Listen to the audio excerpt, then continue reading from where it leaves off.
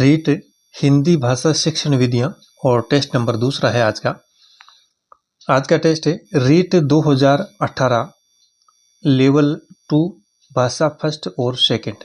रीट 2018 में लेवल 2 में भाषा फर्स्ट और सेकंड में हिंदी शिक्षण विधियों के जो क्वेश्चन पूछे गए हैं लगभग 28 प्रश्न इसमें है। उन प्रश्नों को इसमें हमने शामिल किया है और ये प्रश्न रीट प्री और रीट मेंस दोनों एग्जाम्स के लिए अत्यंत महत्वपूर्ण साबित होंगे। चलिए शुरू करते हैं। प्रश्न संख्या पहला है, व्याकरण शिक्षण की किस प्रणाली को विकृत रूप में सुग्गा प्रणाली भी कहते हैं? सुग्गा प्रणाली भी कहते हैं। ए व्याकृत प्रणाली, सहयोग प्रणाली, पाठ्यपुस्तक प्रणाली या निगमन प्रणाली। व्याकरण शिक्षण की किस प्रणाली को सुग्गा प्रणाली भी कहा जाता है? थर्ड ऑप्शन से होगा पाठ्यपुस्तक प्रणाली। प्रश्न संख्या दूसरा देखिए, व्याकरण शिक्षा स्वतंत्र रूप से किस विधि में नहीं दी जाती है? व्याकरण की शिक्षा किस विधि में स्वतंत्र रूप से नहीं दी जाती है? भाषा संसर्ग विधि, निगमन विधि, पाठ्यपुस्तक विधि या आगमन विधि। चारों में से किस विधि में जो व्याकरण की शिक्षा है वह स्वतंत्र रूप से नहीं दी जाती है? फर्स्ट ऑप्शन से होगा पहला ऑप्शन भाषा संसर्ग विधि में। तीसरा क्वेश्चन है, किस शिक्षा शास्त्री के अनुसार स्कूल एक बाग है, अध्यापक एक माली है और बच्चे पौधे के समान है? ये जो कथन है ये किस शिक्षा शास्त्री का है? फ्रोबेल, मोंटेसरी, मोरिसन या बेलार्ड? फर्स्ट ऑप्शन सही है, फ्रोबेल। अगला क्वेश्चन है, पठन शिक्षण की दृष्टि से गद्य पाठों के प्रकार है 2, 3, 4 या 5? पठन शिक्षण की दृष्टि से गद्य पाठों के कितने प्रकार है? 2 प्रकार इसमें माने गए हैं। पांचवा क्वेश्चन है, निम्नलिखित में से रचना शिक्षण की विधि नहीं है? प्रवचन विधि, निर्देशन विधि, प्रश्नोत्तर विधि या भाषा संसर्ग विधि? रचना शिक्षण की विधि नहीं है। चौथा ऑप्शन सही है, भाषा संसर्ग विधि। छठा क्वेश्चन है, उद्बोधन विधि का उपभेद नहीं है? उद्बोधन जो विधि है इसका उपभेद नहीं है। दृश्य विधान, अभिनय, कहानी या अनुवाद?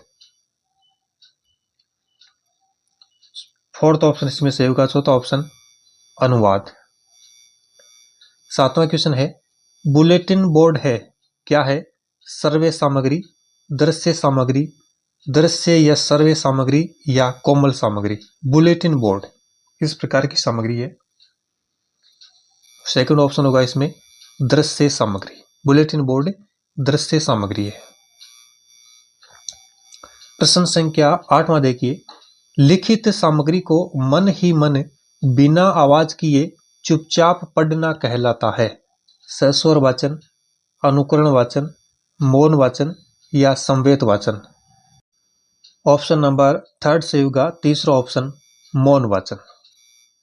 अगला क्वेश्चन है, प्रश्न संख्या 9वां देखिए, लिखाई का कार्य पढ़ाई के कार्य से पूर्व शुरू होना चाहिए क्योंकि लिखाई पढ़ाई की अपेक्षा सरल है। लेखन शिक्षण के संदर्भ में यह मत व्यक्त किया है किसने? श्रीमती मोंटेसरी, डॉक्टर आत्मानंद मिश्र, मिस पारक हर्स्ट या कुक? ये जो मत है लेखन शिक्षण के संदर्भ में किस विद्वान ने ये मत व्यक्त किया है? पहला ऑप्शन सही होगा इसमें श्रीमती मोंटेसरी ने। अगला प्रश्न है 10वां क्वेश्चन है, सीसीई में व्यापकता का आशय निम्नलिखित में से क्या है? सीसीई में व्यापकता का अर्थ क्या है? विषयों की व्यापकता, उपकरणों की व्यापकता, दायरे की व्यापकता या प्रश्नों की व्यापकता? व्यापकता का आशय नहीं है ऐसा पूछ रहा है। सीसीई में व्यापकता का आशय निम्नलिखित में से नहीं है, तो चारों में से सही उत्तर का चयन कीजिए। देखिए, विषयों की व्यापकता इसमें होगा, उपकरणों की व्यापकता भी होगा, दायरे की व्यापकता भी होगा, प्रश्नों की व्यापकता इसमें गलत ऑप्शन है। उत्तर नंबर 4 होगा। 11वां क्वेश्चन है, भाषिक सामग्री है मूल विषय वस्तु, प्रत्ययों, शब्दावली या मूल विषय वस्तु एवं प्रत्ययों। भाषिक सामग्री, थर्ड ऑप्शन सही होगा शब्दावली। प्रश्न संख्या 12वां देखिए, निम्नलिखित में से उपन्यास शिक्षण का उद्देश्य नहीं है। छात्रों को स्वस्थ मनोरंजन की ओर उन्मुख करना, छात्रों को द्रुत गति से मौन वाचन का अभ्यास कराना, अभिनय में निपुणता प्रदान करना, भाषा एवं शैली के प्रचलित रूपों से परिचित करना। उपन्यास से जो शिक्षण है इसका उद्देश्य इनमें से कौन सा नहीं है? थर्ड ऑप्शन सही होगा अभिनय में निपुणता प्रदान करना। ये उपन्यास का उद्देश्य नहीं है, ये नाटक शिक्षण में प्राप्त होता है। अभिनय में निपुणता नाटक शिक्षण में प्राप्त की जा सकती है। प्रश्न संख्या 13, इस विधि में मातृभाषा के माध्यम से किसी नवीन भाषा को पढ़ाया जाता है। यह कथन कौन सी विधि के संदर्भ में कहा गया है? पठन विधि, प्रत्यक्ष विधि, वेस्ट की विधि या परोक्ष विधि। इसमें ऑप्शन नंबर 4 सही होगा परोक्ष विधि। प्रश्न संख्या 14, खेल विधि को प्रचलित करने का श्रेय है रायबर्न को, हेनरी कोल्डवेल कुक, मॉरिसन या थॉमस एम रिस्क। खेल विधि को प्रचलित करने का श्रेय किसको है? ऑप्शन नंबर 2 से होगा दूसरा हेनरी कोल्डवेल कुक। अगला प्रश्न है प्रश्न संख्या 15वां देखिए, कविता शिक्षण की किस प्रणाली के अंतर्गत कविता को समझाने के लिए वैसी ही या उसकी विरोधी दूसरी कविता को प्रस्तुत करके उसका तुलनात्मक अध्ययन कराया जाता है? समान कविता प्रणाली, अर्थबोध कविता प्रणाली, समीक्षा प्रणाली या तुलना प्रणाली। इस प्रश्न का सही उत्तर होगा ऑप्शन नंबर 4 तुलना प्रणाली। अगला प्रश्न देखिए 16वां क्वेश्चन है, विश्लेषणात्मक विधि में प्रयोग होता है शब्द से वर्ण, वर्ण से शब्द, शब्द से वाक्य या वाक्य से पैराग्राफ। ऑप्शन नंबर 1 से होगा शब्द से वर्ण। प्रश्न संख्या 17वां है, मौन पठन का लाभ है। मौन पठन का लाभ है उच्चारण अभ्यास हेतु अवसर मिलता है, स्वाध्याय की प्रवृत्ति विकसित होती है, पठन की शुद्धता का संवर्धन होता है, एकाग्रचित होकर ध्वनियों का शुद्ध उच्चारण करना। तो मौन पठन का लाभ इनमें से कौन सा है? ऑप्शन नंबर 2 इसमें सही होगा, दूसरा और सेकंड ऑप्शन सही है। स्वाध्याय की प्रवृत्ति विकसित होती है। अगला प्रश्न देखिए प्रश्न संख्या 18वां है, जिस प्रकार चित्रकार के लिए तुलिका और फलक वांछनीय है, ठीक उसी प्रकार अथवा उससे भी कुछ अधिक अध्यापक के लिए श्यामपट्ट या खंडिया के टुकड़े का महत्व है। यह दोनों वस्तुएं सफल अध्यापक की सतत संगिनी है।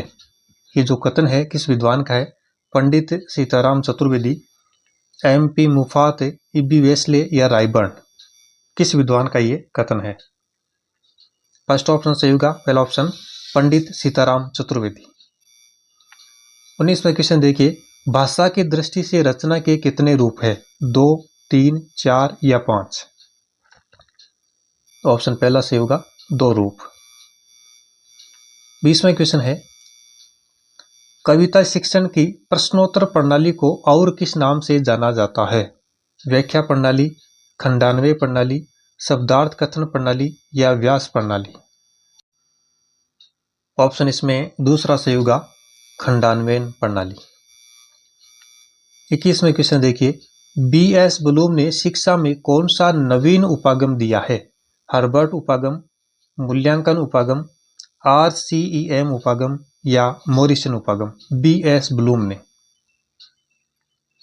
तो ऑप्शन नंबर 2 से होगा दूसरा मूल्यांकन उपागम।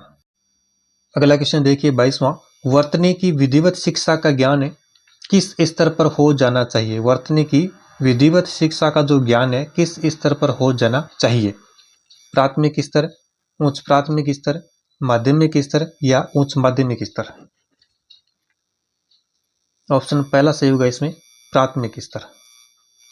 23वां क्वेश्चन है, अधिक विश्वसनीय परीक्षण है शिक्षक निर्मित परीक्षण, मौखिक परीक्षण, आत्मनिष्ठ परीक्षण या प्रमाणीकृत परीक्षण।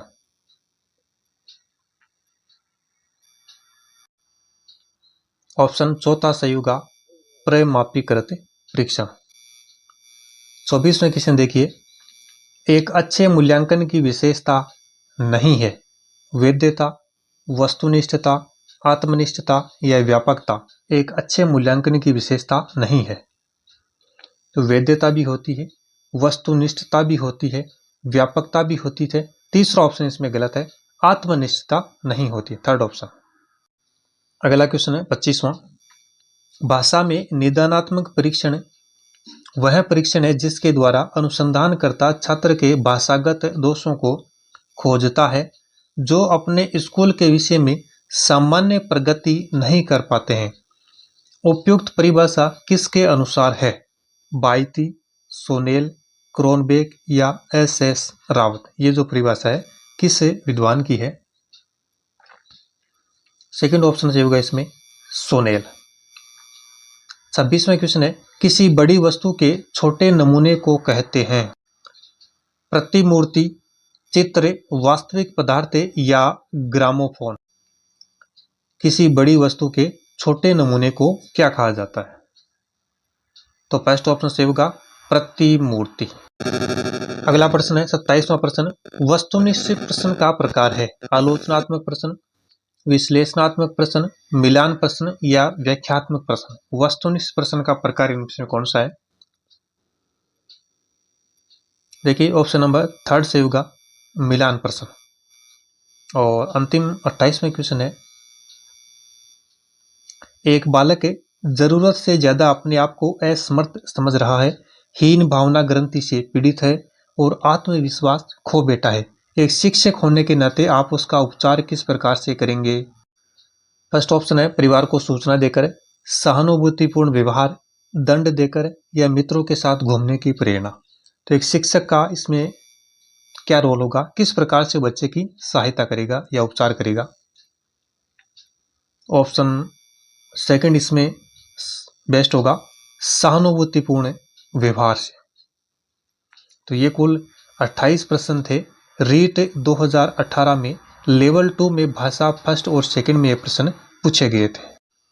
आपके इनमें से कितने क्वेश्चन सही हो रहे वो भी कमेंट बॉक्स में जरूर लिखिएगा।